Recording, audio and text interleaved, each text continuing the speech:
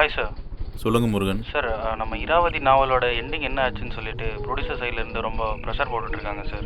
முருகன், உங்களுக்கே தெரியும், இப்போ தான் புதுசாக ஒரு அப்பார்ட்மெண்ட்டுக்கு வந்திருக்கேன். என்னால் கவனம் செலுத்தி எழுத முடியல. இந்த வார வீக்கெண்டுக்குள்ளே இராவதியோட முடிவு என்னன்னு கிடச்சிடும். Okay sir.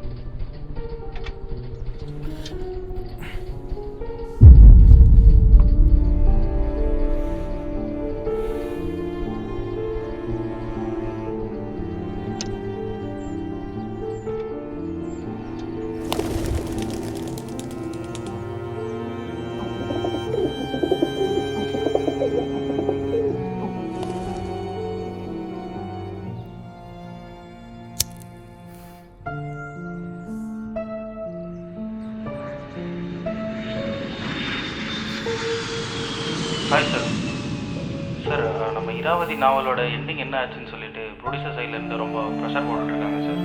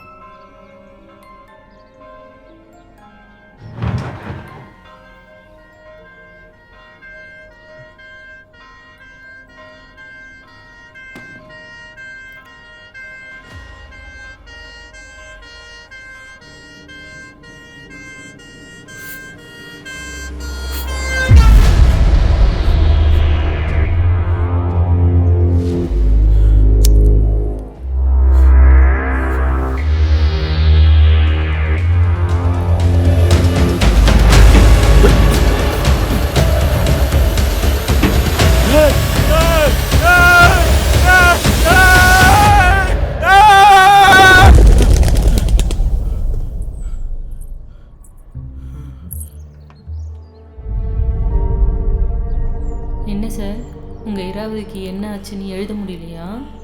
உங்கள் இராவதி என்ன சார், நான் தப்பு பண்ணேன்? இப்படி நான் பிறந்தது ஏன் தப்பா? ஒரு ஆணா பிறந்து பெண்ணா உணர்ந்தது என்னோட தப்பா?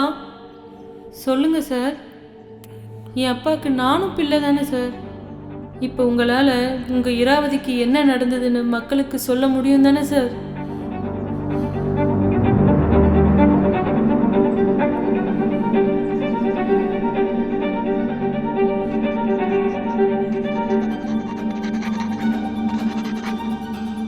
இங்கு ஆணவ கொலைகள் பெண்களிடமிருந்து மட்டும் தொடங்குவதில்லை.